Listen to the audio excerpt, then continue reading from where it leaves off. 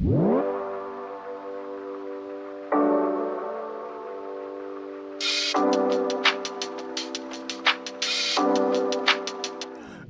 afternoon, good morning, good evening, everybody. It is Saturday, January 24th, and you know what that means. It is time for the High Risk Wrestling Podcast. I am your host, wishing you one last time a Happy New Year. It's been a year. It's me, Jeremy Pierce. Welcome one and all. Check out the socials, Charismatic Creations on Facebook and YouTube, Charismatic_Creations52 on Instagram, and of course the 215 on Twitter. And today's show is the AEW and Ring of Honor 2026 Wishlist. We did it for WWE/NXT, so we got to dive into it with AEW Ring of Honor. But for now, you know what's next, so just go on and hit my music.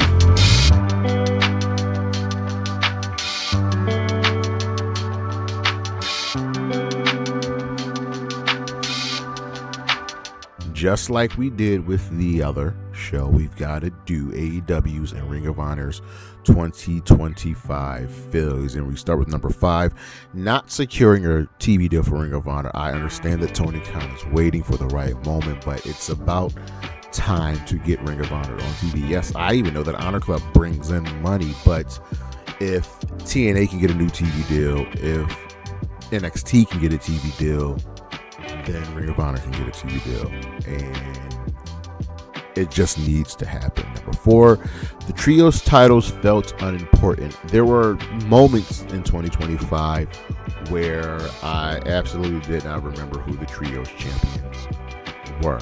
I know at one point it was the Death Riders. Other than that, I don't even remember who they defeated for the belts, and that's a problem.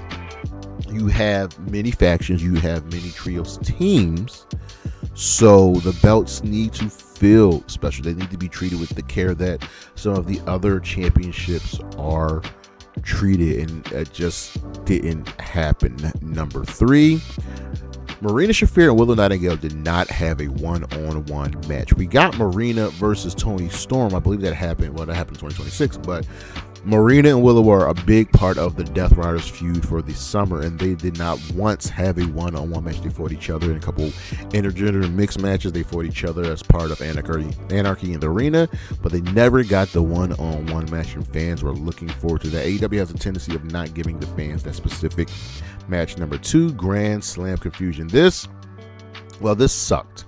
That's because fans went in with the expectation that Grand Slam would be a pay-per-view event when Grand Slam has never been a pay-per-view event, and AEW let that kind of notion float out there instead of just saying, hey, this is TV show. Then moving the arena from a moving the show from a bigger arena to a smaller one, it just didn't help. Don't let that confusion happen again. And number 1, the Hollywood ending not main eventing. This was so egregious. Tony Khan was asked at the end of 2025 when the women will main event a pay-per-view. He said it has to be the right time, the right moment, but we're like, you're in charge. You make it the right time. You make it the right moment. Everybody in unison, not one person disagreed when we all said that the main event of Revolution should have been Mariah May and Toni Storm. Yes, we know Mariah May was leaving, but that doesn't matter. That story was perfect to main event that show. The match even ended with it saying the end on the screen. Can't drop the ball like that. Tony Khan needs to change. We'll be right back.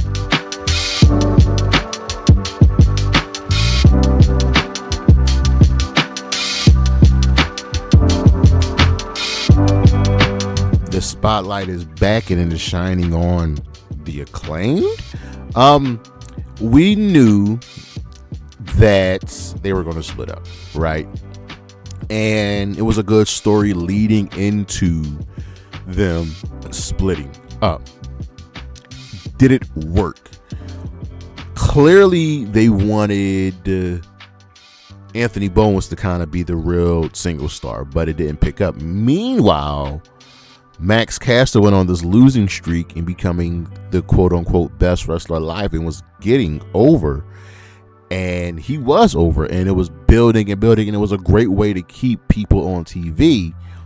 But they slowly started coming back together. They still hate each other, but these little vignettes that we see every couple weeks or so have really helped, and they've been putting the bits and pieces of them coming back together on TV. The question is, will it work? Max Caster and Anthony Bowens are both incredibly talented. Daddy Ass is no longer with them, so how do they move forward? It's been said time and again that they are much better as a tag team than they are as singles wrestlers, and that is true. But we can do both with them. So now that the spotlight is on Max Caster, now that the spotlight is on Anthony Bowens, how do they move forward? I want to know. I was about to say let's talk about it, but let's keep the spotlight on them. We'll be right back.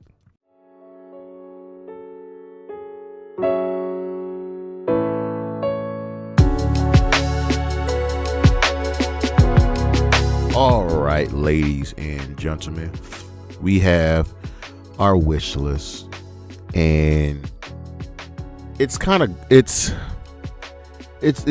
all it really is. It's a wish list, right? It's what we want to see happen. Not our. Do you be selfish, right? Are you saying I want this to happen, I want this to happen, just to satiate your wants and desires, or are you saying, hey, I think this would genuinely help the company, help the brand, help the wrestlers? And for me, that's the thought I put into all of this, that this is what I hope happens so they can prosper and move forward. So let's start with Ring of Honor. And number one on that wish list is securing a television deal. Now, look, I know Honor Club does well, but if TNA can get a new TV deal, if NXT can get a TV deal, if the NWA can somehow end up on the CW app, then Ring of Honor can get a TV deal. And Tony Khan has outwardly admitted that there are networks wanting Ring of Honor, but the deal for Tony Khan isn't good enough. Sometimes you just have to take the best deal. Ring of Honor is slowly building and growing. And we're going to talk about this a little bit more in other parts of the wish list. But the first way to grow is to get Ring of Honor on TV and not rely on Honor Club. It's so simple. Whether you get a TV deal on cable television, or you make them exclusive on a streaming platform like Prime, like Max, which I think in the future AEW will end up probably on Prime, depending on how this Netflix Warner Brothers Discovery deal goes down. But you have to secure a TV deal for Ring of Honor, because that is the only way for them to grow, the only way for them to move forward and becoming a better brand. And once you get that TV deal, what you do is you secure yourself a venue. Here's the thing. I understand why Ring of Honor takes before and after Dynamite. It's just easier to do it that way. But I feel like Ring of Honor would work very, very well by taking from NXT and having their own venue, their own place to do their shows. They originally did it in the beginning. I believe they were filming at Daly's Place in Jacksonville, but getting a stable venue where you tell all the roster, hey, this is what we're doing. We're taping for 2 weeks here. We're going to do 2 weeks of shows here, or a month of shows here, and then you guys can go do the indies, go do what you need to do, be back here next month, and we'll have the rest of the shows.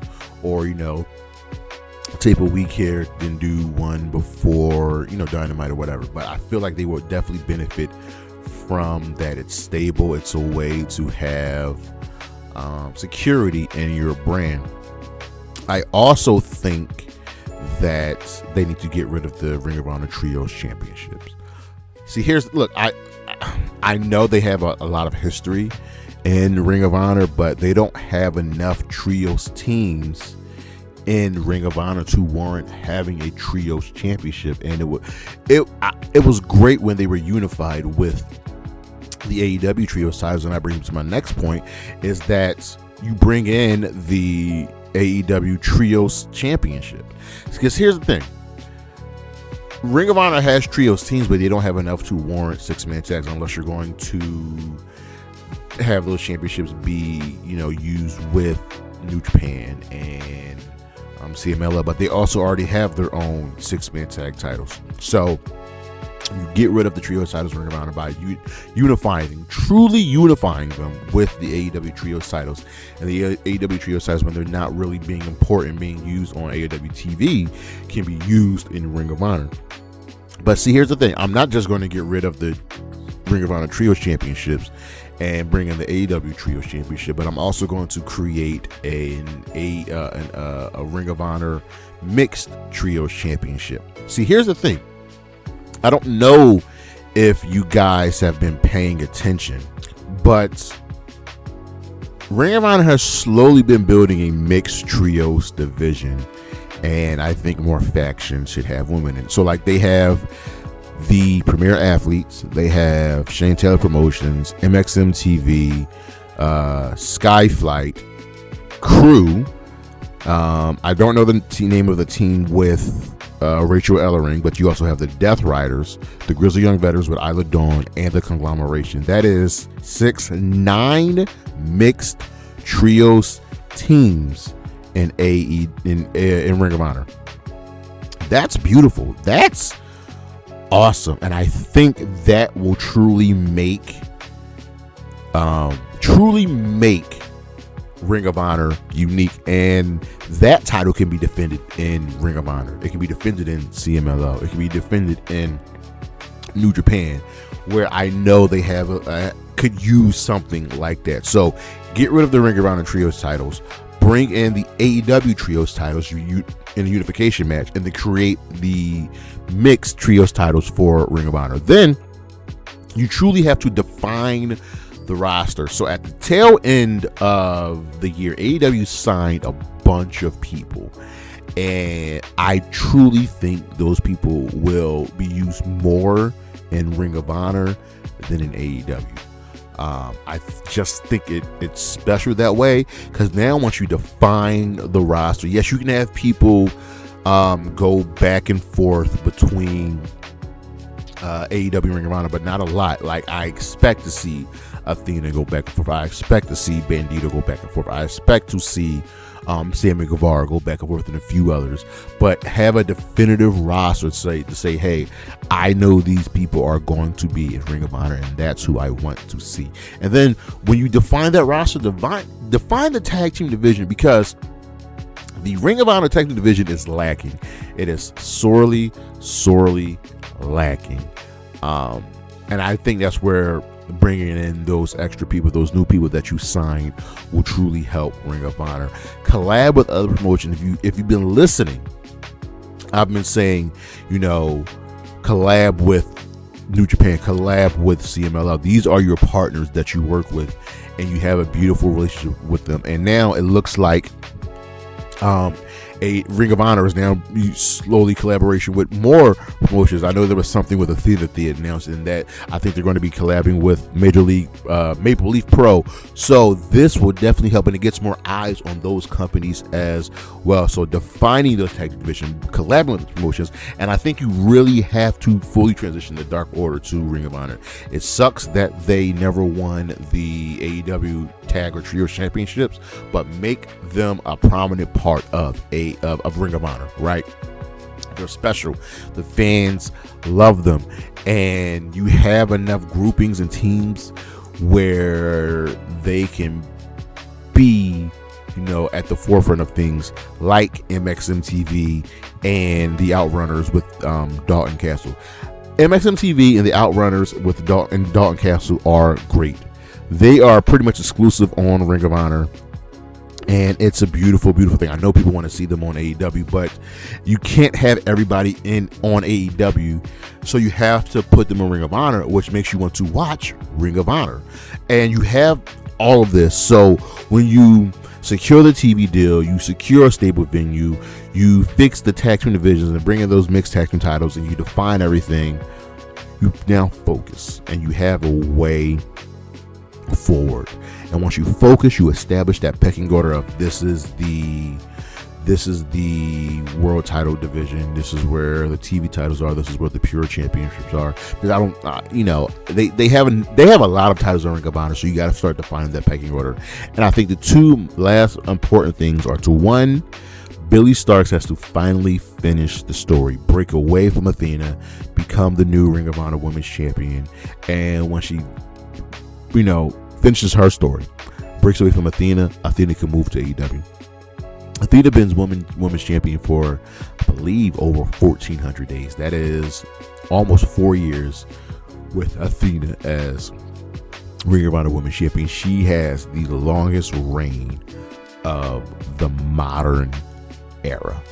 My apologies, the reign is at over 1,100 days, but still, longest reign of the modern era. So she can move over to AEW, and that is all well and good, because you do this, you lock down Ring of Honor. It becomes truly must watch, and I think the Mixed Trios Championship will truly make Ring of Honor unique.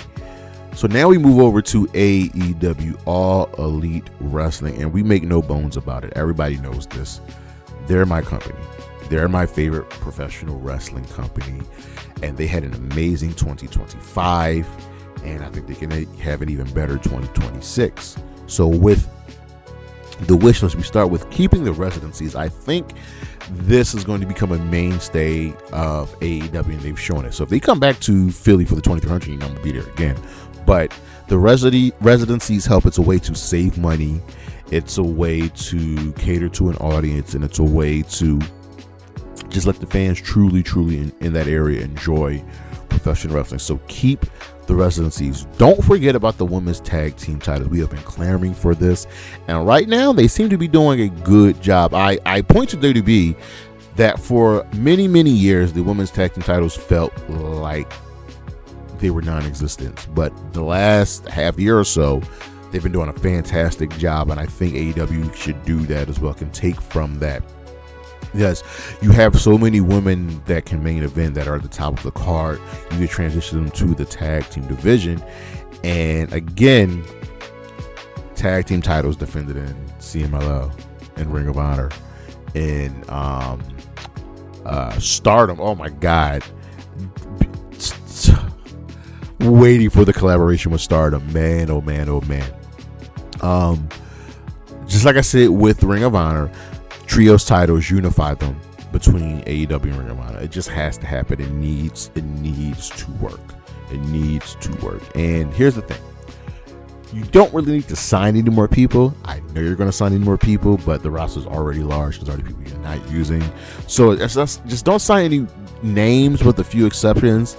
For me personally, Priscilla Kelly, Samantha Irvin, and Killer Kelly, I feel like they're going to get signed. I feel like they should be signed. There's another major signing, but we're going to get to that at the end of the wish list. Those three women, essentially, I'm saying signing because all of their spouses are in AEW, and they're all uniquely talented. And not only would they be a boon to the AEW women's division, but they would be an even bigger boon to the Ring of Honor women's division. So I kind of expected to help that to happen, and this one is tough. You kind of got to help New Japan. They are your best partner, and they are losing stars. It sounds like they're going to lose Evil. They may lose Gabe Kidd, ironically, to AEW. They may lose David Finlay. So this is tough. I think you can utilize your guys that aren't being used and say, hey, go do a stint in New Japan. They need it. There are boys. Let's help them out. And it'll work. It will truly work. And when you have that collaboration with your partners, you have things like the dual contracts that have been signed recently. So Takeshita has a dual contract, and you just had 3 new signings: Persephone, Mascara Dorada, and Hachistero, who've all been using AEW. Especially Mascara Dorada and Hachistero have all just signed dual contracts, so now they're going to be used in AEW and their home promotion CMLL. I also expect them to be used in Ring of Honor. Utilize those dual contracts. They are very, very important, and it helps build a bigger relationship with your partners. This one is major. You have to keep Kyle Fletcher's and Konosuke Takeshita's momentum. We are all expecting Takeshita to leave the Don Callis family. It's almost a guarantee that he's leaving the Don Callis family, because we want that one-on-one match between him and Okada. But Fletcher's got to do the same. I don't think Fletcher's winning the World Championship this year. I could be wrong, and if he does win it, that's great. He's been on a tremendous roll these last 2-3 years of his career. But you got to keep the momentum going. So do not fail them, and don't fail the Death Riders. Somehow, some way, we have made the Death Riders into faces. They are now good guys. Except when they're fighting Darby Allin, because they just hate Darby Allin. But the Death Riders are good because they're going against the Don Callis family. And it's so funny how a year changes everything. They went from being hated to being kind of the worst part of AEW to being the best part of AEW. They have just been excellent. I credit a lot of that to Jon Moxley, the true ace of AEW. So don't fail the Death Riders, especially Marina Shafir, because she's been awesome. Unclutter the main event scene. There's about 15 guys in AEW who can be world champion. That if you saw them win the championship, you wouldn't be shocked, right? Like, look at this list of guys. You have Hangman, Swerve, MJF, Joe, Eddie Kingston, Kyle Fletcher, Takeshita, Mox, Claudio, Brody King, Mark Briscoe, Copeland, Christian Cage, Kenny Omega, Orange Cassidy, Darby Allin, Jack Perry, Okada, Ricochet, Andrade, Bandito, Ospreay, and Jay White. All of those guys are world championship material. And all of those guys also can't win the world championship. And that's okay. Just define it and let us know, like, hey, we need you, but take this role here. And once you unclutter the main event scene, right, Ospreay's got to become world champion. He just has to. It's kind of got to be locked in this year. I don't think every English and British wrestler should, get a big moment at all in London, but we've been kind of expecting this one to happen for Will Ospreay. We just have, and that's okay. Like, make it happen. Reteam the Acclaimed. Look, it's coming. Just do it. They are over. They can still be singles wrestlers, but the first time they come together to scissor, it's going to be a beautiful, beautiful thing. Just bring back the Acclaimed and put the belts on them. I'm all ready for this, because once you bring back the Acclaimed, the tag division will go hot. You got to keep the tag division hot. Right now, FTR, they're starting slow, but as the year gets going, we know they're going to start getting more and more feuds to start putting on more and more matches. They're FTR. They're probably the best tag team in the world today. I'm keeping the division hot. And I so funny, on my wishes, I have nothing pertaining to the Young Bucks or Hangman, because they're right. They're great. They're great right where they are, and I don't think anything really needs to happen with them. I think Tony Khan knows what he's doing with the Bucks, but he's doing with Hangman. So the tag team division, keep that hot and explore new markets. AEW is a hot commodity. Tony Khan, has the cities that he goes to: Philly, obviously Chicago, Long Island, or Jacksonville, because that's where the home is, LA. But hit up a few. I know Detroit is begging for some AEW. I know there are a couple of cities overseas that are begging for AEW. Broadcast the Dynamite from Tokyo, right? You did Grand Slam Mexico Dynamite. Oh my God, it was a beautiful, beautiful thing. So just explore those new markets, and you're going to ride the momentum of 2025. 2025 was probably AEW's best year ever. Just top to bottom, an awesome, awesome year. Yes, it had its lows, but there were many, many, many, many, many more highs than there were lows. So ride the momentum 2025 and keep it going. Now, this is something personal for me. Bring back Rampage. I don't think Tony Khan knows it, nor does he understand that Rampage was a really, really big help for the roster. It was really, really big for the entire company, though, especially the women got that extra time, and it helped. That extra hour helped, because once you secure Ring of Honor, you don't need to take Ring of Honor after that anymore. You can go back to doing Rampage. And here's the thing, just make Rampage feel important. Don't let it be second fiddle. That is all we're asking. That's it. Now I'm going to go on a little bit of a run with the women here, because they're my favorite part of professional wrestling. They're my favorite part of AEW. One, push Athena. It's time for her to come up from Ring of Honor and be the fallen goddess in AEW. That's what needs to happen. Push Athena, because her and Mercedes killed it. All right. Keep elevating Thekla and Megan Bayne. I think they were the two best women's signings out of any company in 2025. Megan Bayne and Thekla, whatever, were great. And they've been in and out of good feuds and matches all year. And one of them was going to win gold, whether it's tag team gold or the TBS championship this year. Me personally, you push Willow Nightingale to the moon. Willow Nightingale is probably your second biggest babyface, only behind Toni Storm. She's your first ever dual champion in the women's division. Fans love her. I love her. It's time to strap the rocket on her.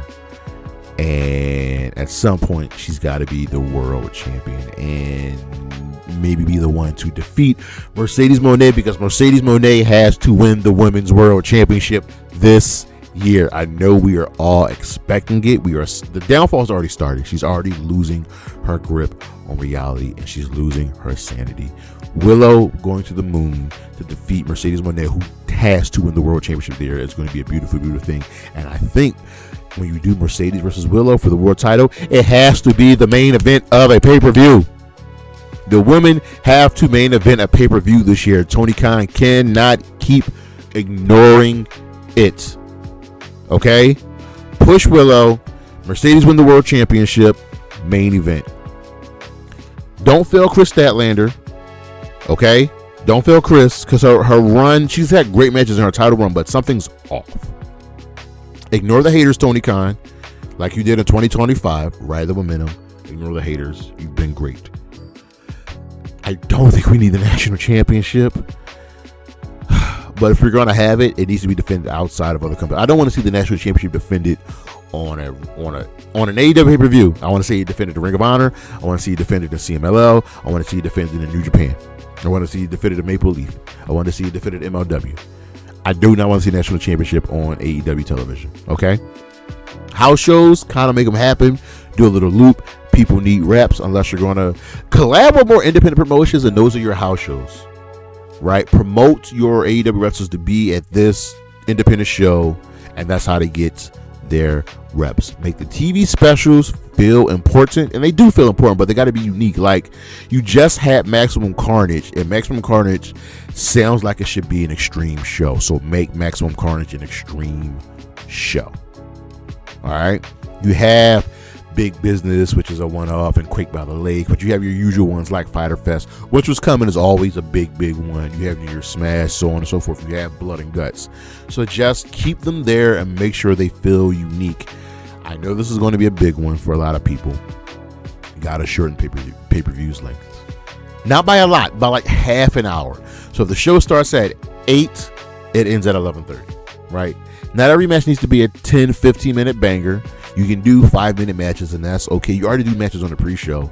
It won't hurt to shorten the pay-per-view lengths just a little bit. And I think Tony Khan knows that.